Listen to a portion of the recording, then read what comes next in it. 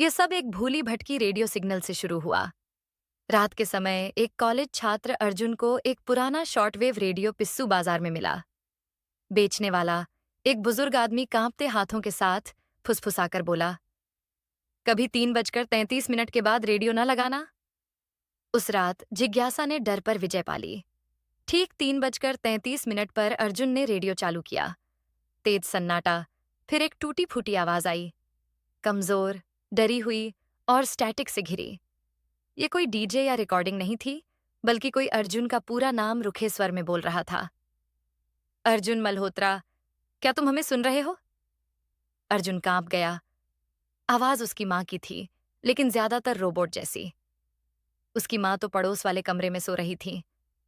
उसके बाद कई अजनबी आवाजें, उसके जीवन की निजी बातें, यादें, जो कभी किसी को बताई ही नहीं। सब आवाजें एक दूसरे में गुथी हुईं। कोई रो रहा था, कोई बड़बड़ा रहा था, जैसे स्पीकर के अंदर लोगों की भीड़ बाहर निकलना चाहती हो। अचानक रेडियो कट गया और कमरे में सिर्फ सांस लेने की आवाज आई। अब यह आवाज रेडियो से नहीं, उसकी पीठ के पीछे से आई।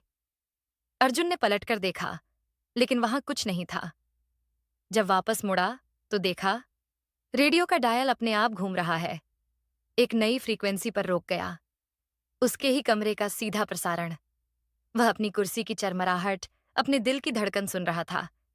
यह प्रसारण उसकी नकल कर रहा था। डर के मारे अर्जुन ने पावर कॉर्ड खींच लिया। रेडियो फिर भी बजता रहा। आखिरी बात जो उसने सुनी, वह उसकी खुद की आवाज थी। बहुत शांत, लेकिन उसने मुंह खोला ही नहीं था।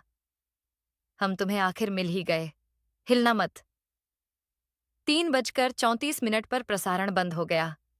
कमरे में सन्नाटा, लेकिन अपनी खिड़की के काले आईने में अर्जुन ने देखा, कई आकृतियां उसके ठीक पीछे मुस्कुरा रही थीं। उस रात उसका अंतिम प्रसारण था।